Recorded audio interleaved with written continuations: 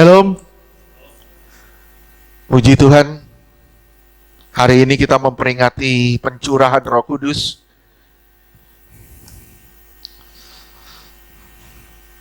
Satu kawan saya pernah bertanya, Pak, kenapa tidak ada doa 10 hari? Saya punya jawaban. Satu, kita belum punya gedung sendiri. Kedua, Roh Kudus itu bukan musiman.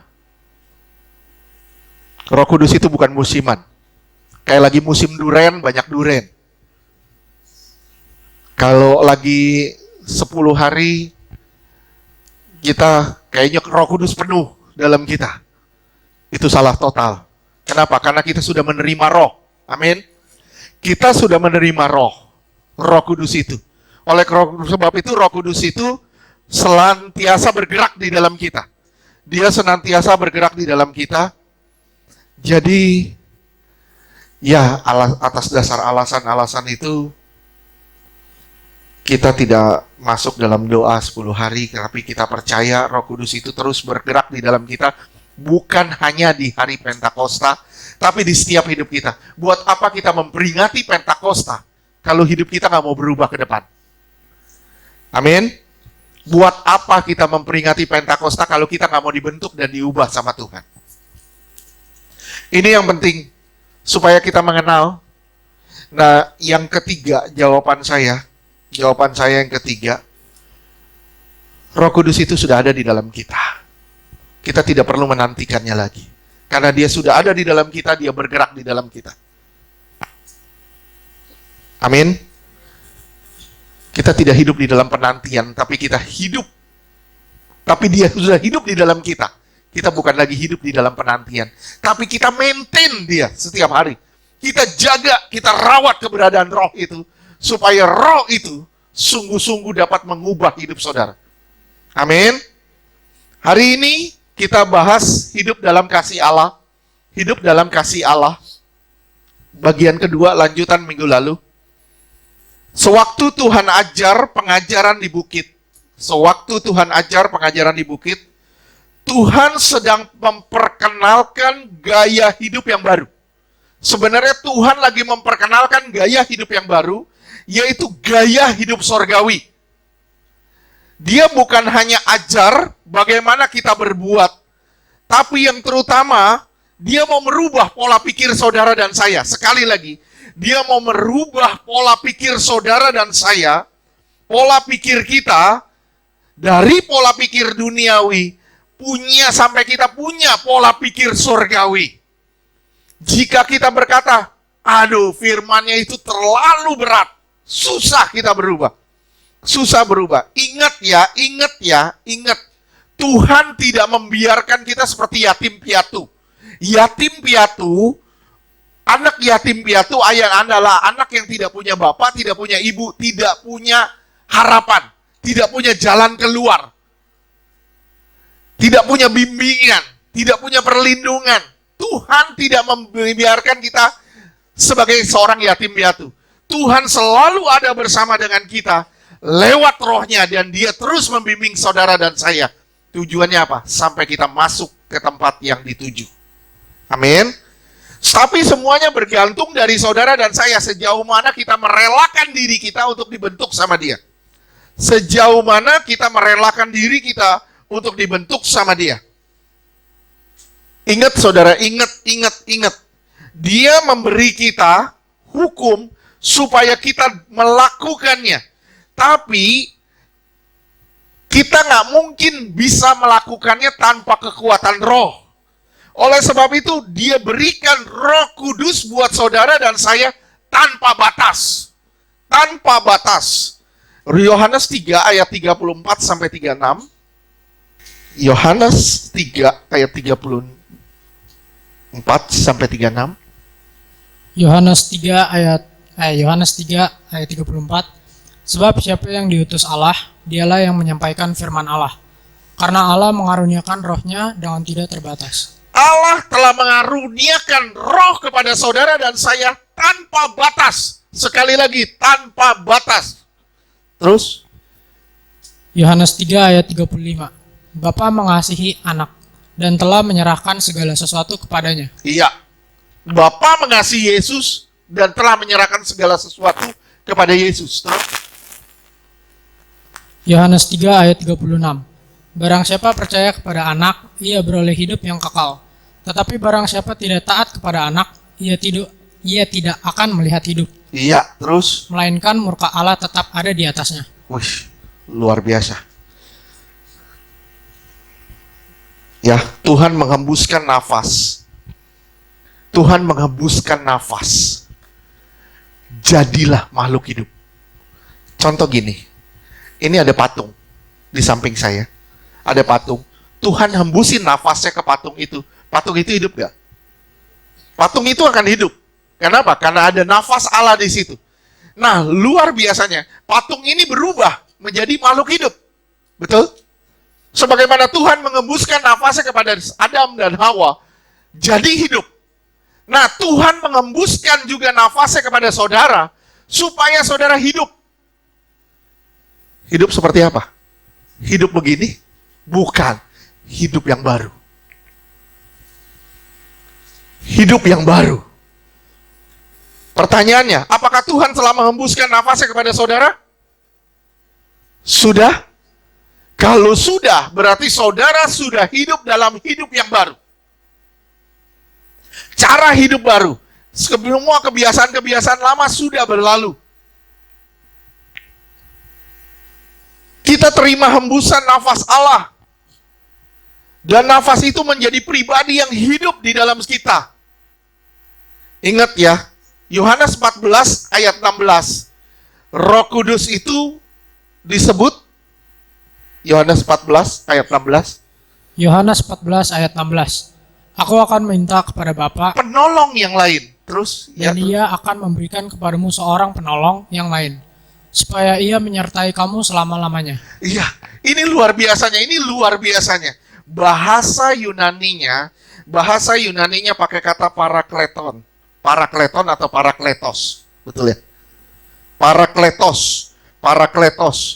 Ini artinya luas. Bisa diartikan advokat. Advokat tahu? Bukan alpukat. Advokat itu pembela. Penolong. Pembela. Dia juga bisa diartikan intercessor. Atau pengantara atau pensyafaat. Parakleton ini artinya luas. Bisa diartikan advokat atau pembela, intercession atau pengantara, konselor, bisa diartikan juga konselor atau pengajar atau pembimbing, konseling. Kalau orang konseling sama seseorang, dia lagi diajar, lagi dibimbing. Konselor. Bisa diartikan juga comforter atau penghibur. Ketika saudara lagi susah, lagi galau, ada dia mengingatkan, dia jadi penghibur kita. Nah, tapi kalau orang Kristen galau terus,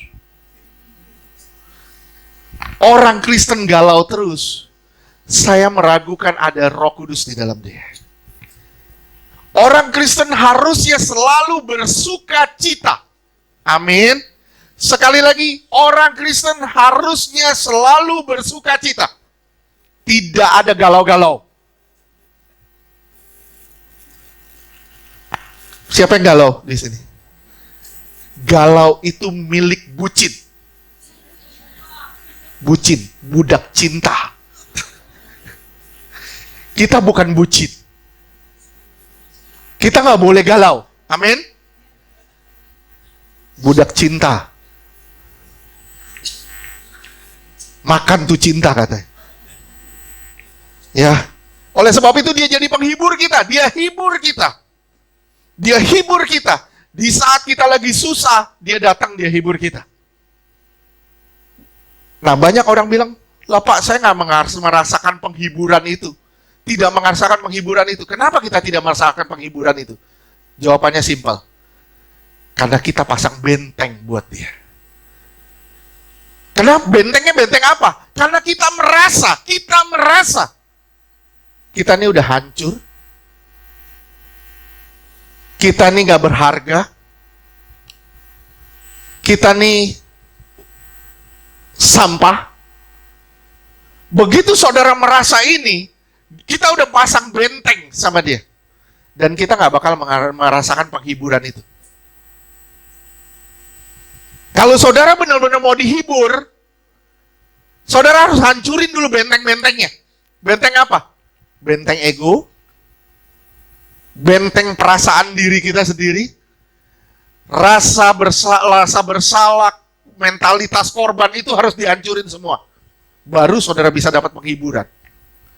Woi bener lo, gue dapat penghiburan. Kok gue bisa ketawa ya, kok gue bisa sukacita ya di saat seharusnya gue berduka cita. Seharusnya gue bermasalah. Tapi kok kenapa gue bisa tetap tersenyum? Kenapa? Karena ada comforter di dalam kita. Ada penghibur di dalam kita. Dan dia bisa juga diartikan helper atau penolong. Parakletos ini bisa diartikan advokat, intercessor, counselor, comforter, juga helper, penolong. Nah, dia memberikan roh itu kepada saudara dan saya tanpa batas. Tanpa batas. Coba kembali ke Yohanes 3 ayat 34.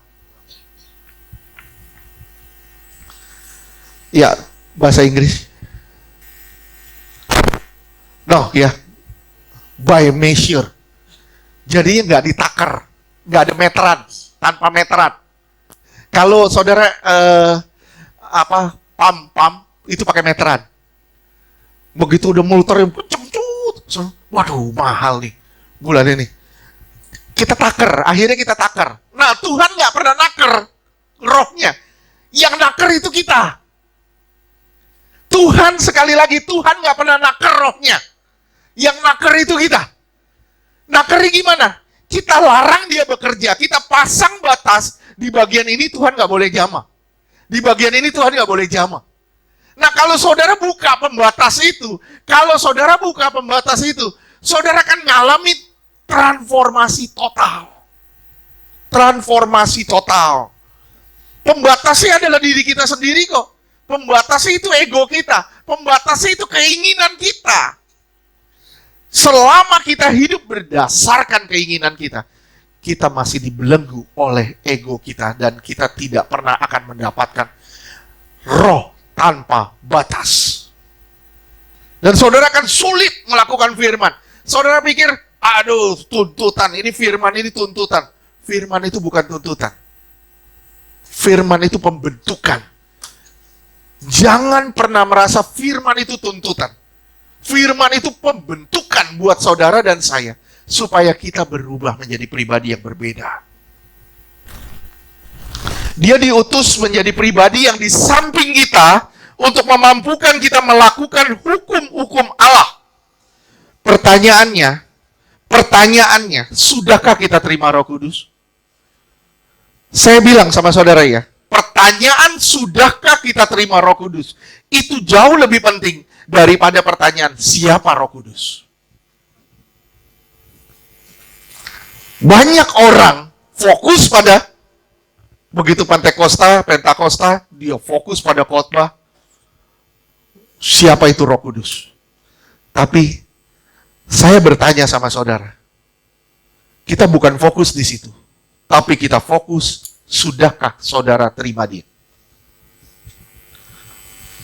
Menerima roh, saya sudah menerima roh. Buktinya apa? Saya sudah berbahasa roh. Bukan itu kuncinya. Orang yang menerima roh, hidupnya pasti berubah. Pasti berubah. Sudah berubah. Sejauh mana engkau sudah mengalami perubahan? Sejauh mana engkau sudah mengalami perubahan? Roh Kudus dikaruniakan Allah bagi siapapun yang mau taat. Sekali lagi, Roh Kudus itu dikaruniakan Allah bagi siapapun yang mau taat. Taat itu adalah ekspresi dari percaya. Ketaatan itu adalah ekspresi dari percaya. Kisah Rasul 5 ayat 32. Kisah Para Rasul 5 ayat 32. Dan kami adalah saksi dari segala sesuatu itu. Kami dan Roh Kudus yang dikaruniakan Allah kepada semua orang yang mentaati Dia. Saya ulang sekali lagi ya. Roh Kudus itu dikaruniakan Allah bagi siapapun yang mau taat. Pertanyaan saya, sudah taatkah kita? Sudah. Taat sama siapa? Sama Pak Agum. Sudah taatkah kita? Taat itu ekspresi dari percaya. Simak ya. Kalau saudara percaya tapi nggak taat, saudara Kristen palsu. Kalau saudara percaya tapi saudara nggak taat, saudara Kristen palsu. Amin. Kenapa nggak ada yang ngomong amin? Saya ulang, kalau saudara percaya tapi nggak taat, saudara Kristen palsu. Amin. Kalau saudara taat tapi nggak percaya, saudara Farisi. Taat tapi nggak percaya, Farisi. Tapi kalau saudara taat dan percaya, saudara Kristen original.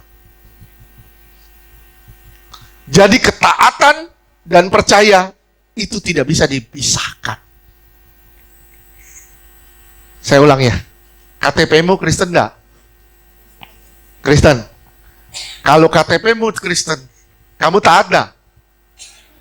Kalau kamu belum taat, saya bilang, cuman sebatas KTP. Cuman sebatas KTP yang bisa dirubah di kelurahan. Tapi kalau saudara taat dan percaya, KTP-mu Kristen, dan engkau diukir di sini sebagai orang yang taat. Dan Roh Kudus itu diberikan pada saudara. Lewat pesan khotbah di bukit ini, Tuhan mau mengembalikan fungsi imamat. Fungsi imamat. Sekali lagi, fungsi imamat. Tuhan mau mengembalikan fungsi imamat yang hilang. Imamat yang rajani, yang sudah hilang. Tuhan mau balikin lagi. Manusia gak bisa ngelakuinnya. Tuhan beri roh. Atas dasar apa kita gak bisa melakukannya? Tuhan bilang, aku telah memberimu roh tanpa batas, supaya kamu dapat melakukannya. Tapi Tuhan, saya gak mampu. Tuhan bilang, aku memberimu hati yang taat. Tapi engkau yang tidak pernah mau taat. Ini permasalahannya. Tuhan mau mengembalikan suatu kerajaan namanya kerajaan imam. Kerajaan imam atau imamat yang rajani, di mana saudara dan saya adalah imam-imam Allah. Yang melayani bukan hanya sekedar pelayanan, tapi yang melayani dasarnya kebenaran dan dasarnya kekudusan. Ini harus dipulihkan. Di perjanjian lama, waktu orang Israel keluar dari tanah Mesir, tujuannya apa dikeluarin? Dibebasin dari Mesir. Tuhan mau membentuk kerajaan imam. Gimana caranya? Gimana caranya Tuhan membentuk kerajaan imam? Tuhan kasih hukum. Saudara boleh lihat di Keluaran 19 ayat 6, Tuhan mau bentuk kerajaan imam. Di Keluaran 20, Tuhan kasih hukum. Sampai Keluaran 25. Itu hukum, semua hukum. Ada 631 tuntutan. Nah, manusia nggak bisa melakukannya. Tuhan beri roh supaya saudara bisa melakukannya. Di Wahyu, dikembalikan lagi. Tuhan bilang lagi, aku akan membentuk kerajaan imam. Nah dulu tanpa roh, sekarang saudara berroh. Saudara harusnya, saudara tahu, saudara tidak bisa melakukannya dengan kekuatan sendiri. Tapi saudara bisa melakukannya dengan kekuatan Allah. Tuhan, saya tidak mampu Tuhan. Tuhan bilang, oke, kamu gak bakal mampu, tapi aku yang mampuin. Sejauh mana engkau memberi dirimu, dan terlihat sejauh mana engkau taat sama firman-Nya. Sejauh mana engkau bisa memberi dirimu, sejauh itu engkau akan taat pada firman-Nya. Amin. Saya selalu bilang, Tuhan sedang mengajarkan kerajaan yang sungsang atau kerajaan yang terbolak-balik. Kerajaan seperti apa yang terbolak-balik itu? Perhatikan. Kerajaan dunia, kalau saudara punya uang, saudara bisa jadi raja, memerintah, punya kuasa. Betul? Tapi di dalam kerajaan ini, Tuhan bilang, kalau kamu tempatnya paling rendah, kamu akan dapat yang tinggi di sana. Kalau kamu jadi hamba, baru kamu bisa jadi tuan di sana. Itu kerajaan yang terbolak-balik. Kalau kamu ditampar pipi kanan, kasih pipi kiri. Kalau kamu diambil bajumu, serahin jubahmu. Itu kerajaan yang terbolak-balik. Kerajaan yang terbolak-balik. Di mana dasarnya bukan lagi kekuatan manusia, bukan lagi kekuatan materi, bukan lagi kekuatan senjata, tapi dasarnya adalah kekuatan kasih. Dasarnya itu kekuatan kasih. Simak ya. Kasih melepaskan diri dari tuntutan. Kasih melepaskan diri dari tuntutan, dan kasih melepaskan kita dari kekuatan diri sendiri atau ego. Kasih itu akan melepaskan saudara dari berbagai tuntutan, dan kasih melepaskan saudara dari kekuatan diri sendiri, juga ego. Ego itu bersifat menuntut, tapi kasih selalu memberi. Ego selalu menuntut, tapi kasih memberi. Misalnya, saya bilang, lu berubah dong Syang. Lu berubah dong. Kenapa? Saya mau dia berubah. Kenapa? Bukan karena saya mau dia selamat, tapi karena saya mau gue hidup tenang. Kalau dia berubah, gue tenang.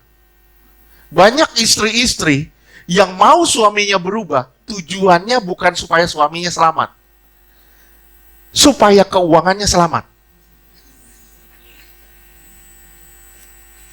Ini kesalahan fatal.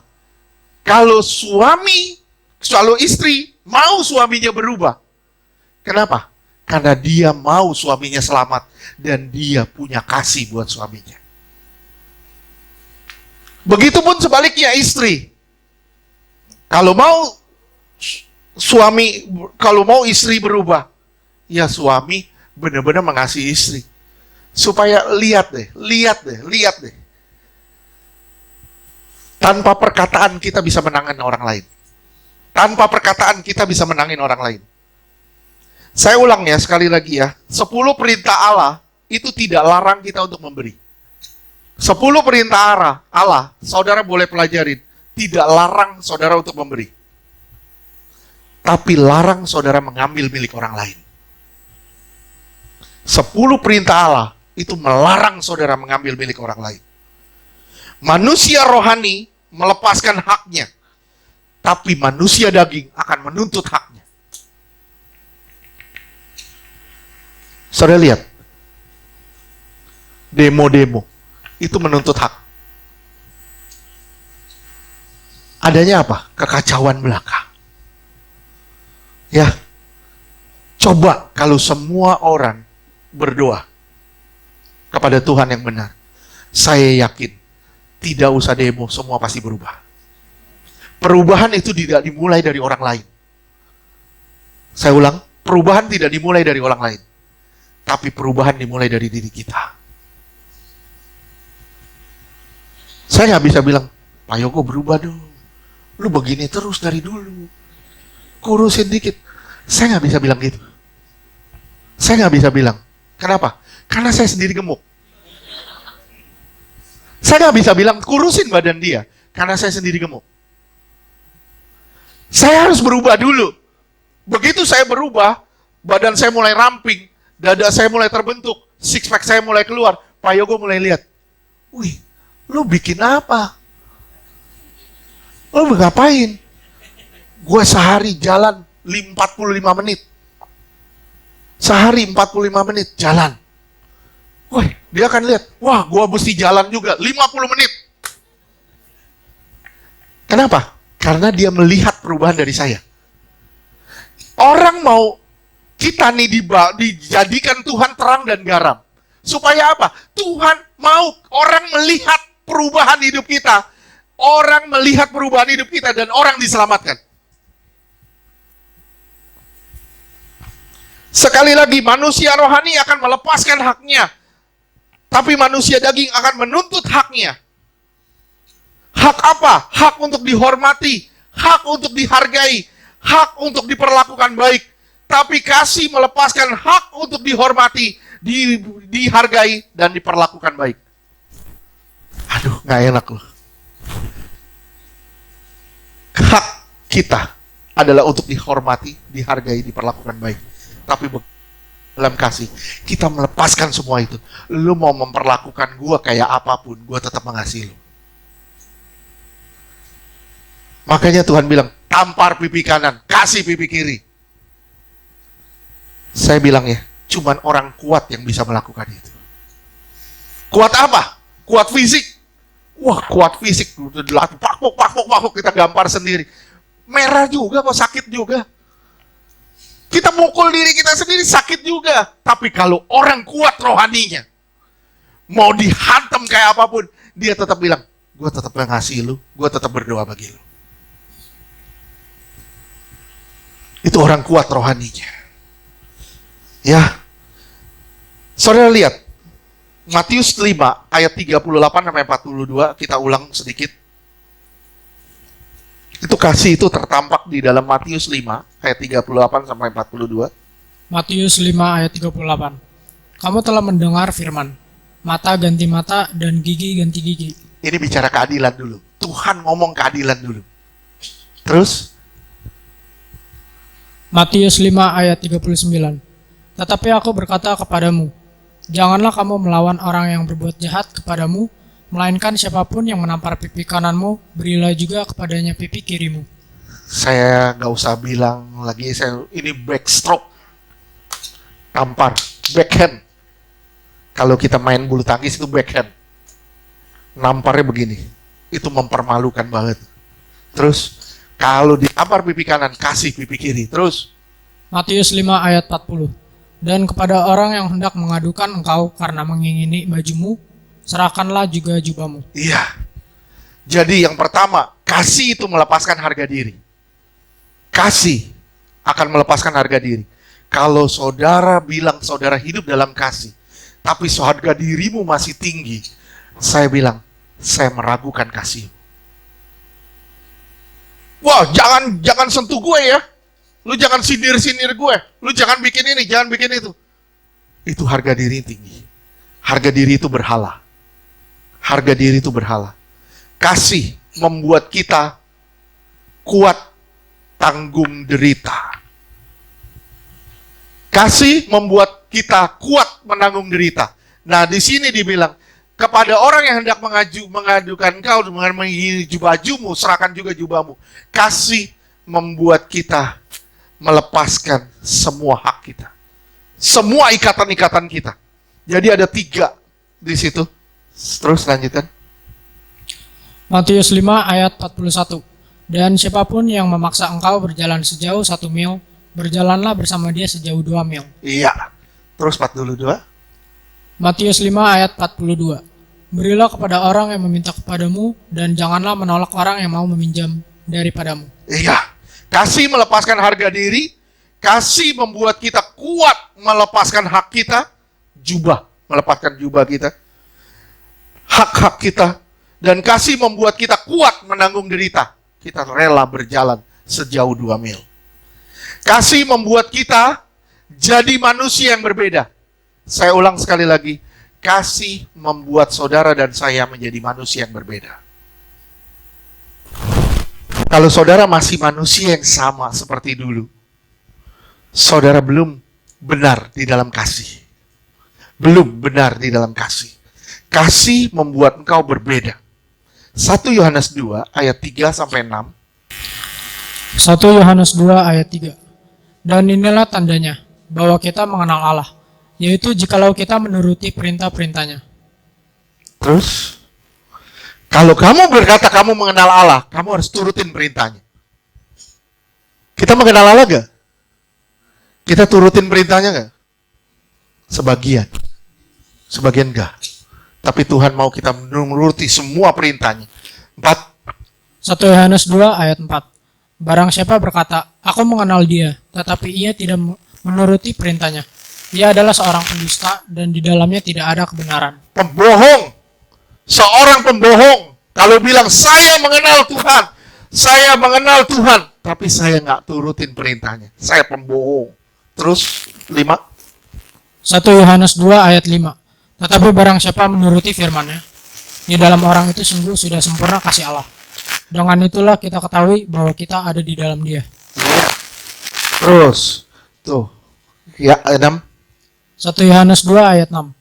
Barang siapa mengatakan bahwa ia ada di dalam Dia, ia wajib hidup sama seperti Kristus telah hidup. Iya, lihat ya. Bahasa Inggris coba.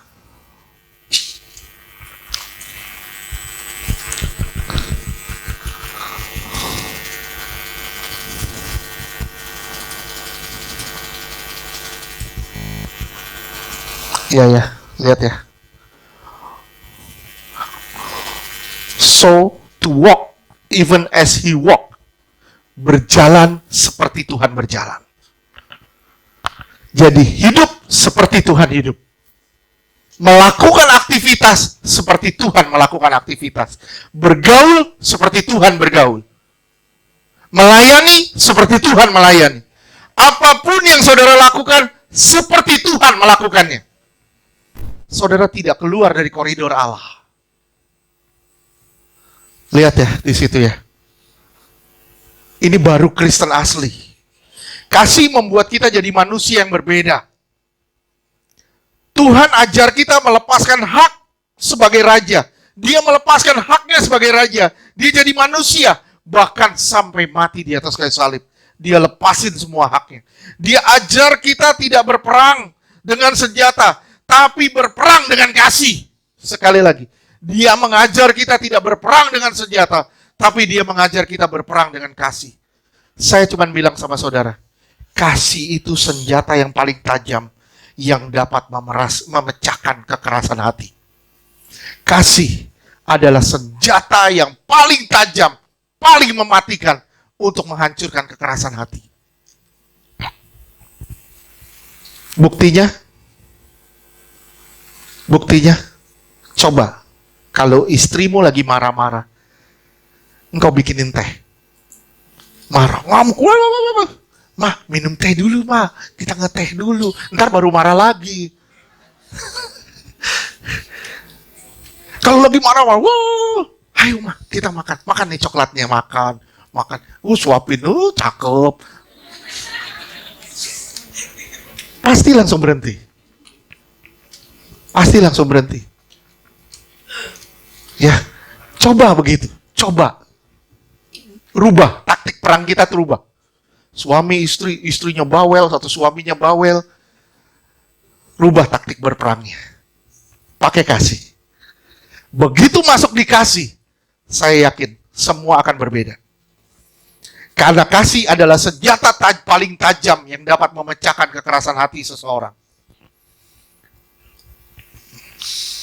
Simak ya, orang yang kuat bukan orang yang berotot atau berotak pintar. Orang yang paling kuat bukan orang yang berotot kuat atau berotak pintar. Tapi orang yang kuat adalah orang yang hidup di dalam kasih. Orang yang kuat adalah orang yang hidup di dalam kasih. Karena kasih sanggup memberi walau dilukai dan kasih sanggup merangkul walau dikhianati. Hanya kasih yang sanggup melakukan itu. Kasih sanggup merangkul walaupun dikhianati. Kasih sanggup memberi walau kerap dilukai. Tapi kalau orang-orang bilang, wah saya hidup dalam kasih. Tapi begitu disakitin, gue berhentiin. Saya bilang itu kasih palsu.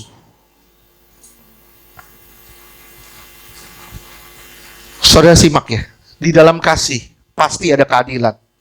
Tidak bisa tidak. Pasti ada keadilan. Kasih, kalau saudara mau belajar tentang kasih, saudara harus belajar tentang keadilan. Jika karena kasih keadilan diabaikan, maka kasih akan pincang. Contohnya, kalau nggak ada keadilan, nggak ada penjara. Betul nggak? Semua atas dasar kasih. Orang ngerampok, habis ngerampok, terus ditangkap. Gua ampunin lu, keluar bebas, silakan. Kenapa? Aku mengasihimu, silakan. Rampok yang lain. Saudara naik motor, nggak pakai helm, ditangkap polisi. Polisi bilang, saya mengasihimu, karena saya mengasihimu. Kamu silakan, jalan lagi. Kasih tanpa keadilan, itu kasih pincang. Nggak beres itu. Betul gak sih? Kasih harus disertai dengan keadilan. Tapi kalau keadilan ditegakkan tanpa kasih, itu kejam luar biasa. Saya tegakin keadilan, tapi nggak ada kasih. Wah, orang ngambil, misalnya ngambil ayam, nyolong Petrus dicolong si Petrus, dicolong ayamnya Opa misalnya, di penjara sampai 30 tahun.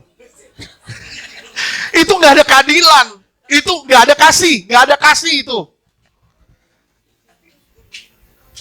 Kejam. Wah, nyolong pulpen 1 hukum mati. Itu kejam, itu nggak ada kasih. Kasih dan keadilan itu harus seimbang. Amin. Kalau saudara mau belajar kasih, belajarlah juga keadilan.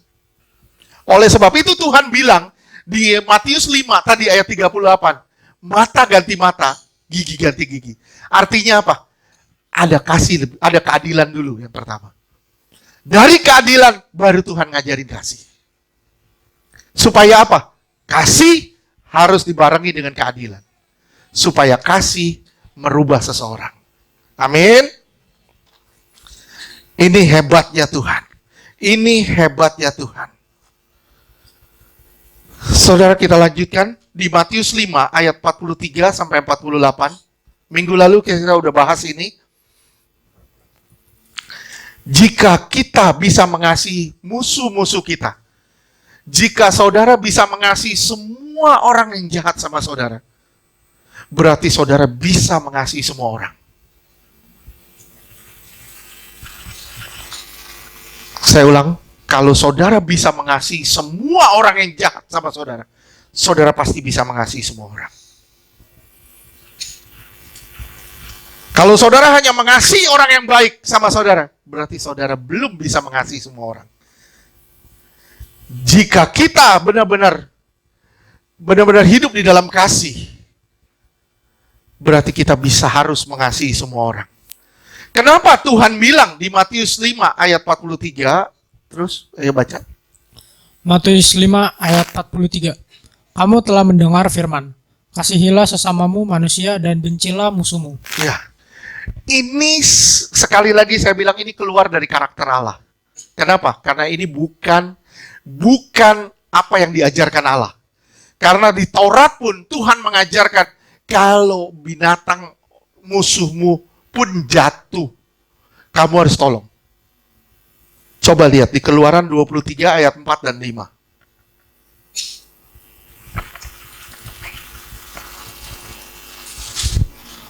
Keluaran 23 ayat 4. Apabila engkau melihat lembu musuhmu atau keledainya yang sesat, maka segeralah kau kembalikan binatang itu. Iya. Bertentangan nggak? Kasihilah sesamamu, bencilah musuhmu.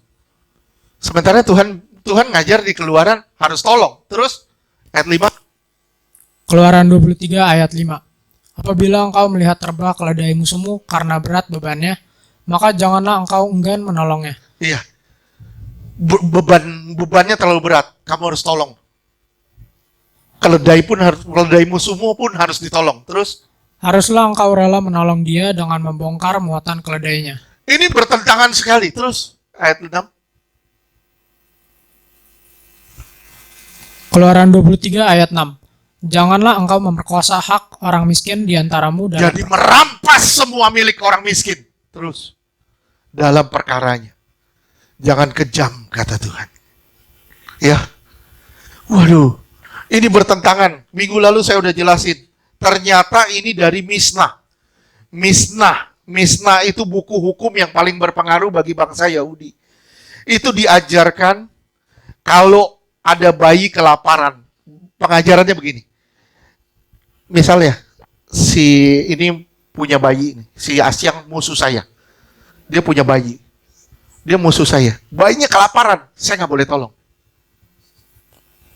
Kenapa? Karena dia jahat.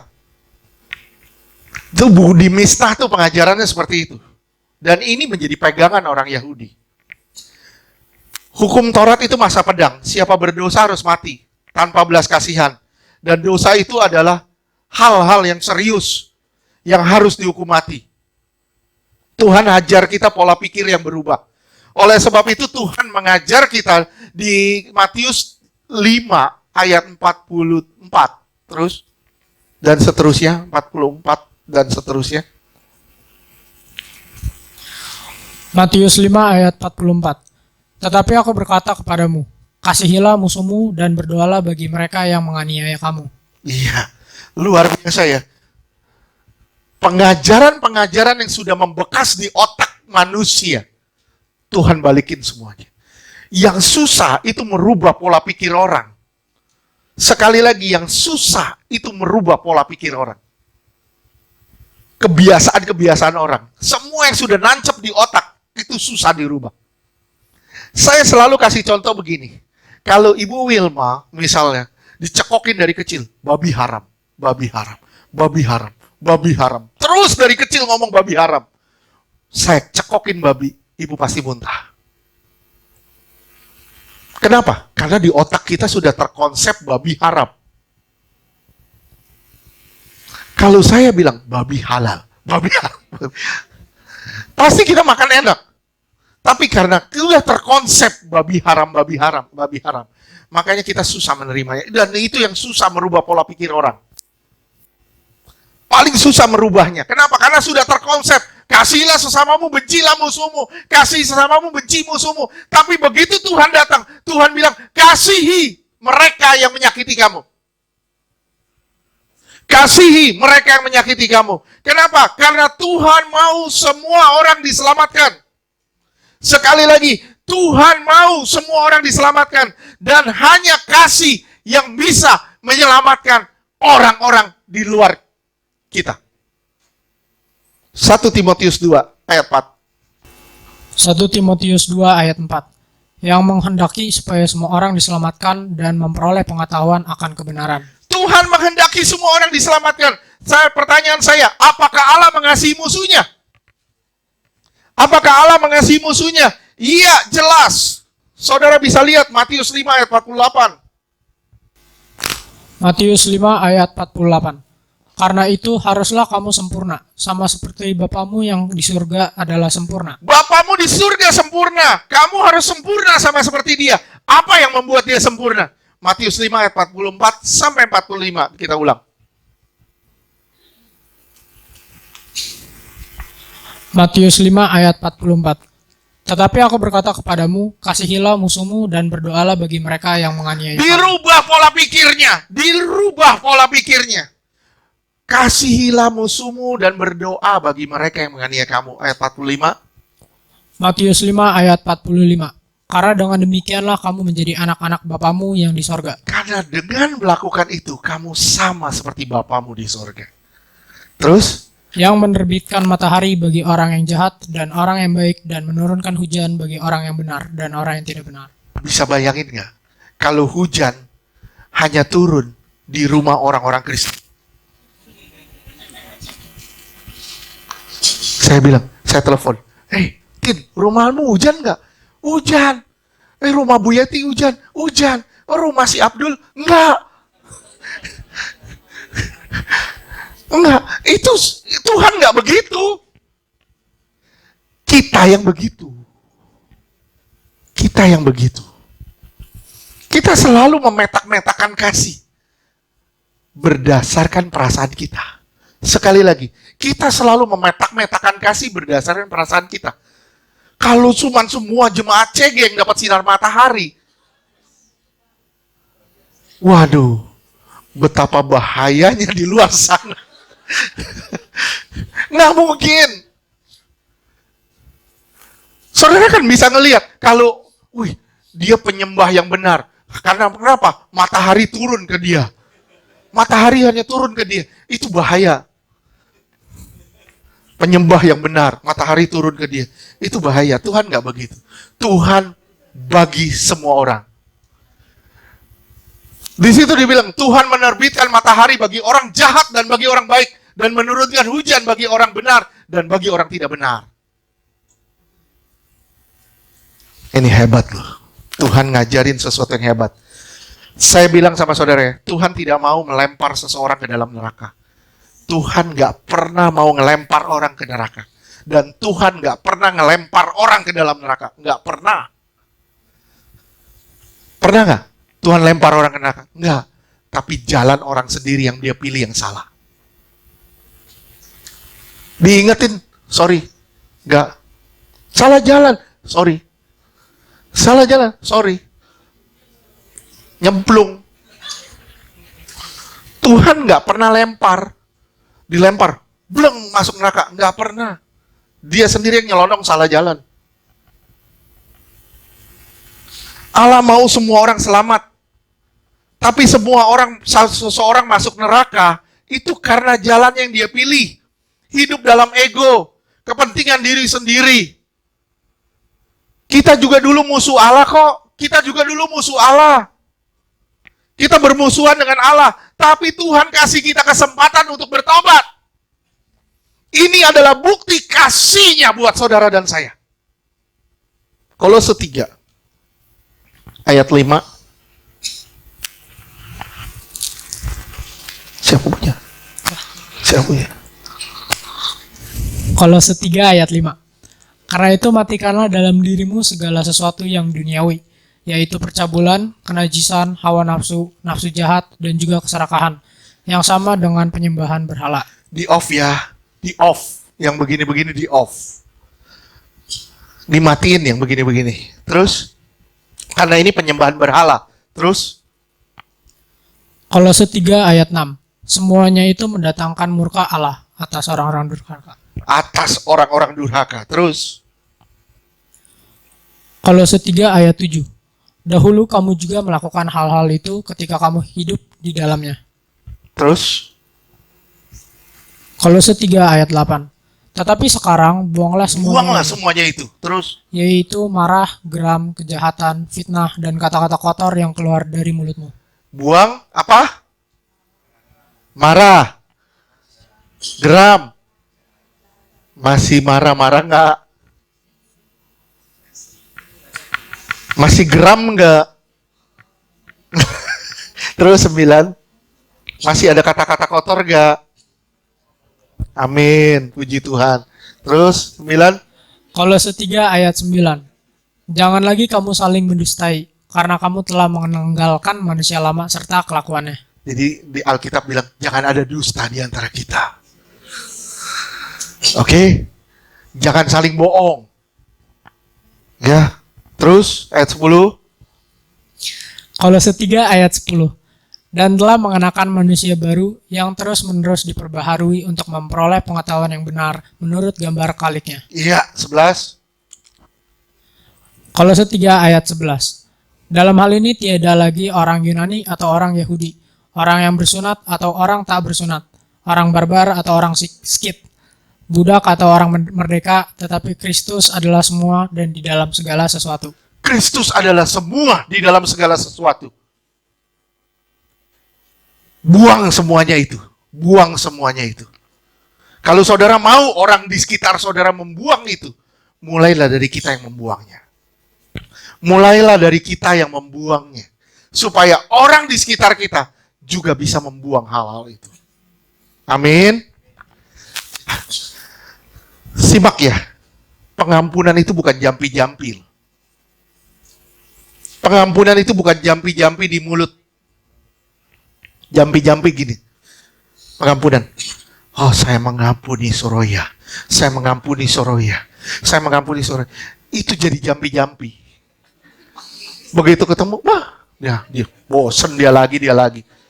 Wah, bosen gua, dia lagi. Itu jampi-jampi. Nggak mau ketemu. Salaman, dikasih. Langsung pakai disinfektan. Itu jampi-jampi, pengampunan itu jampi-jampi. Tapi Tuhan mau pengampunan itu tindakan. Mengampuni itu tindakan nyata yang siap menerima orang lain apa adanya. Gua terima lu apa adanya. Kenapa? Karena gua juga diterima Tuhan apa adanya. Tuhan nggak terima kita sebagai mutiara. Belum. Tuhan menerima kita dari rongsokan yang Tuhan rubah jadi mutiara yang indah. Kenapa? Karena Tuhan lihat potensi yang ada di dalam saudara dan di dalam saya. Potensi yang ada di dalam saudara dan di dalam saya. Supaya kita diubah sama Dia. Dari batu yang kotor yang jelek jadi berlian yang berharga. Ada potensi di dalam kita. Dan potensi ini harus diubah. Harus dijadikan jadi.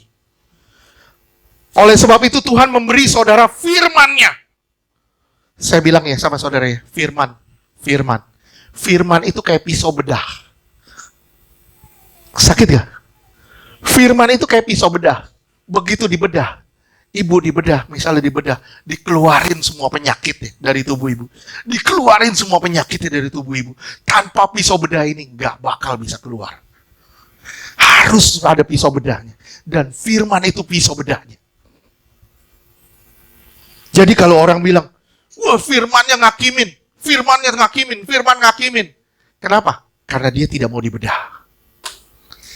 Orang itu terlalu kuat dagingnya sehingga dia tidak mau dibedah. Firman itu tajam seperti pedang bermata dua. Ibrani 4 ayat 12.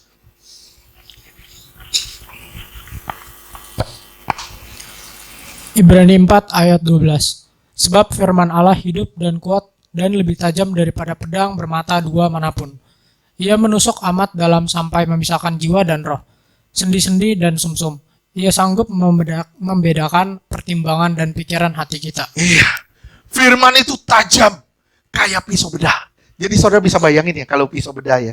Orang ada sakit kanker misalnya di dalam tubuh. Kankernya harus dikeluarin. Kita pun berpenyakit kanker rohani. Kita punya penyakit kanker rohani. Yaitu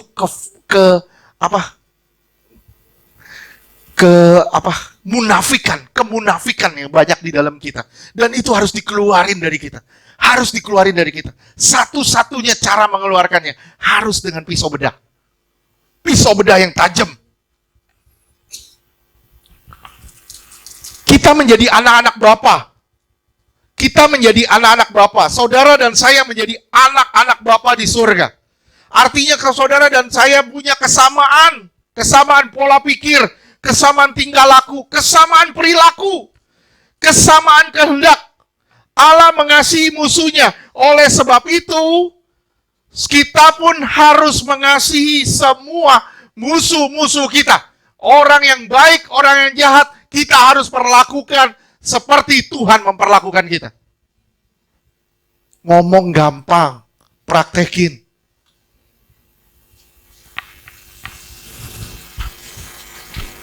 Susah, sulit. Sekali lagi makanya saya bilang pengampunan itu bukan jampi-jampi. Yuk mengampuni. Oh, saya mengampuni. Enggak bisa begitu. Saudara harus terima firman Tuhan dan rela diubah sama Dia.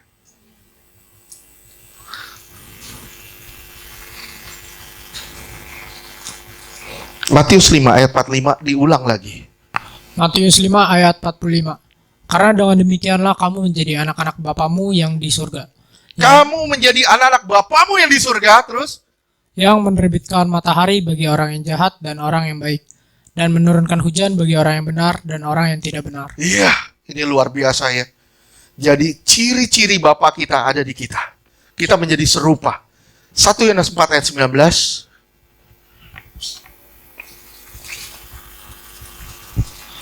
1 Yohanes 4 ayat 19. Kita mengasihi karena Allah lebih dahulu mengasihi kita. Ya, kita mengasihi sesama kita karena Allah lebih dulu mengasihi kita.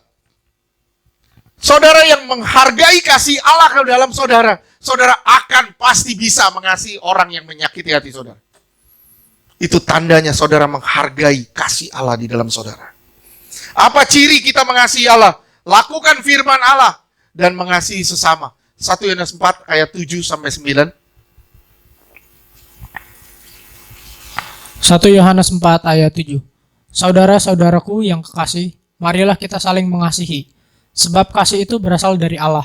Dan setiap orang yang mengasihi lahir dari Allah dan mengenal Allah. Iya, ayo kita saling mengasihi. Karena setiap orang yang mengasihi itu pasti lahir dari Allah dan mengenal Allah. Terus 8. 1 Yohanes 4 ayat 8. Barang siapa tidak mengasihi, ia tidak mengenal Allah, sebab Allah adalah kasih. Iya, 9. 1 Yohanes 4 ayat 9. Dalam hal inilah kasih Allah dinyatakan di tengah-tengah kita, yaitu bahwa Allah telah mengutus anaknya yang tunggal ke dalam dunia, supaya kita hidup olehnya. 16.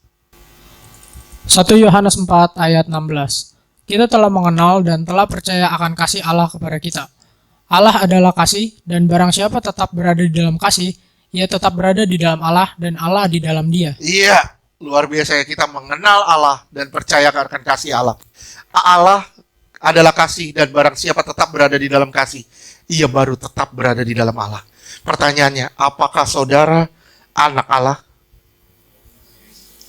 Berarti saudara tidak boleh ada benci orang, satupun. Satupun. Dan saudara harus memperlakukan orang lain sama. Mau dia jahat, mau dia baik, saudara harus perlakukan dia sama. Mau dia saudara, mau dia bukan saudara, saudara perlakukan dia sama. Kalau kita hanya membaik sama saudara-saudara kita dan kita tidak baik sama orang-orang lain di luar sana, kita tidak hidup di dalam kasih. Oke, baptisan itu langkah awal, tapi setelah itu kita perlu diubahkan. Kita baru bisa menyelamatkan orang lain ketika kita mengasihi dia dan melihatnya dari sudut keadilan Allah. Ketika saudara melihat dari sudut keadilan Allah, saudara baru bisa mengasihi orang lain. Kenapa ya Bu Yeti melakukan itu? Kenapa ya? Oh, mungkin dia lagi ada masalah, mungkin dia lagi ada gini. Oh, gitu. Kita baru bisa mengasihi dia. Lihat dari sudut pandang Allah. Jangan lihat dari sudut pandang kita. Kita mengasihi orang lain bukan berarti kita ikut akan dosa-dosanya, tapi kita di luar dosa-dosanya. Saudara baru bisa menolong orang bukan ketika saudara nyebur ke dalam air bersama dengan dia, tapi saudara harus di luar air dan saudara mengulurkan tangan buat dia. Kalau saudara bilang, saya ke diskotik untuk menyelamatkan misalnya si A, saya mau masuk ke diskotik, saya menjadi serupa dengan orang-orang diskotik untuk menyelamatkan si A. Saya bilang, salah, fatal. Nggak bisa begitu. Saudara harus di luar. Gimana Pak caranya? Ketika saya di luar, dia di dalam. Suruh dia keluar. Emang dia di dalam terus. Hidup kita jadi berkat bagi orang. Amin. Kita baru bisa menolong orang ketika kita di luar. Saudara concern sama kekudusan, baru saudara bisa nolong orang untuk hidup kudus. Kalau saudara nggak concern sama kekudusan, saudara nggak akan bawa orang pada kekudusan. Orang akan bilang, lah lu ngomong-ngomong kekudusan, hidup lu aja kayak gitu. Hidup lu aja berantakan, gimana lu mau ngomong kekudusan? Matius 5 ayat 48, haruslah engkau sama seperti Bapamu di surga. Harus artinya bukan pilihan, tapi perintah. Mengasihi dengan sempurna, mengasihi tanpa pamrih, mengasihi seperti Allah mengasihi, rela berkorban walau disakiti, dilukai. Kasih bukan soal suka atau tidak suka. Kasih itu bukan soal suka atau tidak suka, tapi tetap suka walaupun diperlakukan secara tidak menyukakan. Kasih itu bukan soal suka atau nggak suka, tapi kasih adalah tetap suka, walaupun kita diperlakukan dengan tidak menyukakan. Orang yang begini baru bisa dibilang dia hidup di dalam kasih.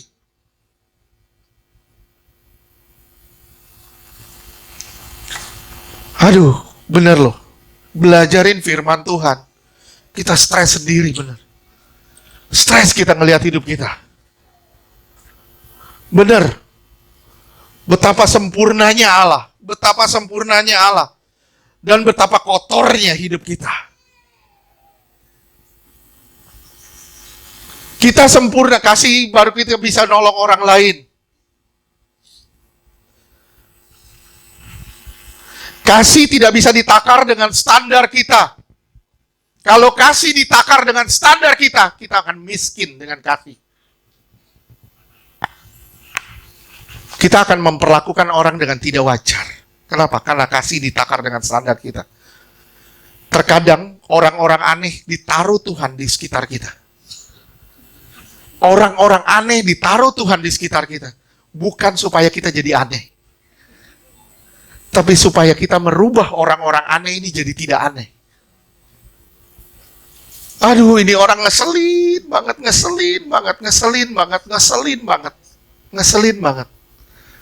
Tapi kalau udah waktunya, Tuhan akan pisahkan kambing sama domba. Ya harus terpisah.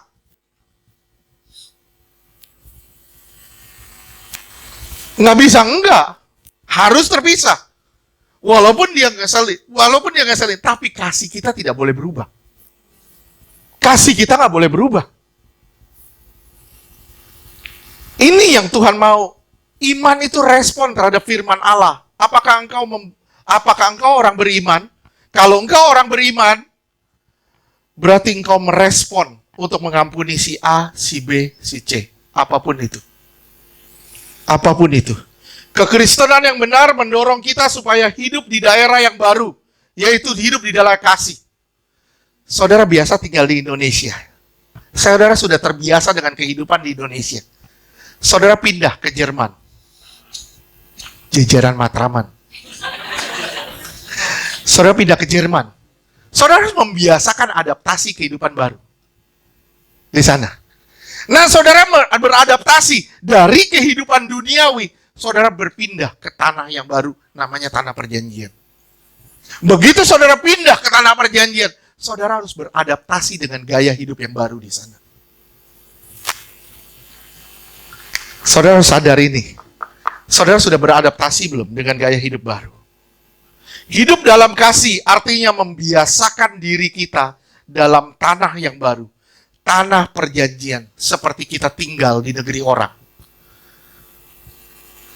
Aneh kita, benar-benar jadi orang aneh. Kita membiasakan diri dari kehidupan yang lama ke kehidupan yang baru. Wah, kita berubah drastis.